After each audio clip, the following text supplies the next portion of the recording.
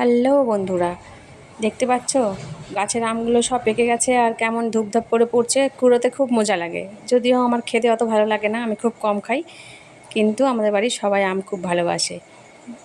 এবার 4-5টা গাছে আম হয়েছে, কিন্তু মেলা আম হয়েছে, মানে এত আম হয়েছে, গাছ ভর্তি আম। তো আজকে এই পুকুরের মধ্যে সব আমগুলো পড়ে পড়ে যাচ্ছে, তাই পুকুরের দিকে যেগুলো আম সেগুলো আজকে পেড়ে নেবে বলে আজকে আমার হাজব্যান্ড বসে বসে আম পাড়ার যে ঠুলি বলে ওটাকে রেডি করছে।